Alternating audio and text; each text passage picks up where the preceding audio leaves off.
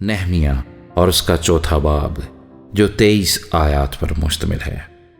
لیکن ایسا ہوا کہ جب سنبلت نے سنا کہ ہم شہر پناہ بنا رہے ہیں تو وہ جل گیا اور بہت غصے ہوا اور یہودیوں کو ٹھٹھوں میں اڑانے لگا، اور وہ اپنے بھائیوں اور سامریا کے لشکر کے آگے یوں کہنے لگا کہ یہ کمزور یہودی کیا کر رہے ہیں؟ کیا یہ اپنے گرد مورچہ بندی کریں گے؟ کیا وہ قربانی چڑھائیں گے؟ کیا وہ ایک ہی دن میں سب کچھ کر چکیں گے؟ کیا وہ جلے ہوئے پتھروں کو کوڑے کے ڈھیروں میں سے نکال کر پھر نئے کر دیں گے؟ اور توبیہ امونی اس کے پاس کھڑا تھا، سو وہ کہنے لگا جو کچھ وہ بنا رہے ہیں اگر اس پر لومڑی چڑھ جائے تو وہ ان کی پتھر کی شہر پناہ کو گرا دے گی۔ سن لے اے ہمارے خدا، کیونکہ ہماری حقارت ہوتی ہے، اور ان کی ملامت انہی کے سر پر ڈال، اور اسیری کے ملک میں ان کو غارت گروں کے حوالے کر دے، اور ان کی بدی کو نہ ڈھانک، اور ان کی خطا تیرے حضور سے مٹائی نہ جائے، کیونکہ انہوں نے معماروں کے سامنے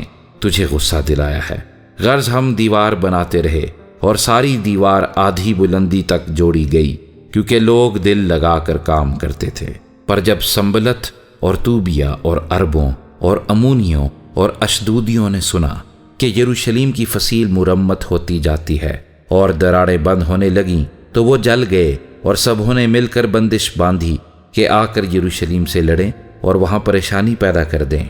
پر ہم نے اپنے خدا سے دعا کی اور ان کے سبب سے دن اور رات ان کے مقابلے میں پہرا بٹھائے رکھا، اور یہودا کہنے لگا کہ بوجھ اٹھانے والوں کا زور گھٹ گیا اور ملبہ بہت ہے، سو ہم دیوار نہیں بنا سکتے ہیں۔ اور ہمارے دشمن کہنے لگے کہ جب تک ہم ان کے بیچ پہنچ کر ان کو قتل نہ کر ڈالیں اور کام موقوف نہ کر دیں تب تک ان کو نہ معلوم ہوگا، نہ وہ دیکھیں گے۔ اور جب وہ یہودی جو ان کے آس پاس رہتے تھے آئے تو انہوں نے سب جگہوں سے 10 بار آ کر ہم سے کہا کہ تم کو ہمارے پاس لوٹ آنا ضرور ہے۔ اس لیے میں نے شہر پناہ کے پیچھے کی جگہ کے سب سے نیچے حصوں میں جہاں جہاں کھلا تھا لوگوں کو اپنی اپنی تلوار اور برچھی اور کمان لیے ہوئے ان کے گھرانوں کے مطابق بٹھا دیا۔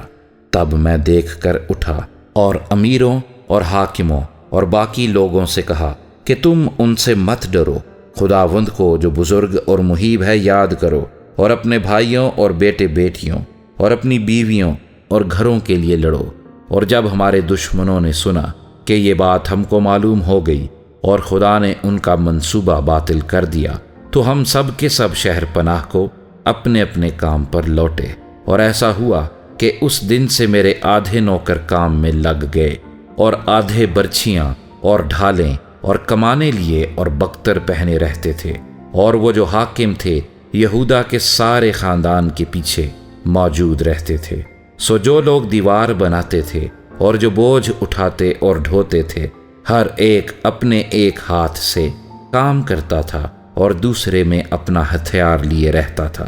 اور معماروں میں سے ہر ایک آدمی اپنی تلوار اپنی کمر سے باندھے ہوئے کام کرتا تھا۔ اور وہ جو نرسنگا پھونکتا تھا میرے پاس رہتا تھا، اور میں نے امیروں اور حاکموں اور باقی لوگوں سے کہا کہ کام تو بڑا اور پھیلا ہوا ہے، اور ہم دیوار پر الگ الگ ایک دوسرے سے دور رہتے ہیں، سو جدھر سے نرسنگا تم کو سنائی دے ادھر ہی تم ہمارے پاس چلے آنا، ہمارا خدا ہمارے لیے لڑے گا۔ یوں ہم کام کرتے رہے، اور ان میں سے آدھے لوگ پو پھٹنے کے وقت سے تاروں کے دکھائی دینے تک برچھیاں لیے رہتے تھے۔ اور میں نے اسی موقع پر لوگوں سے یہ بھی کہہ دیا تھا کہ ہر شخص اپنے نوکر کو لے کر یروشلیم میں رات کاٹا کرے، تاکہ رات کو وہ ہمارے لیے پہرا دیا کریں اور دن کو کام کریں۔ سو نہ تو میں، نہ میرے بھائی، نہ میرے نوکر، اور نہ پہرے کے لوگ جو میرے پیرو تھے کبھی اپنے کپڑے اتارتے تھے، بلکہ ہر شخص اپنا ہتھیار لیے ہوئے پانی کے پاس جاتا تھا۔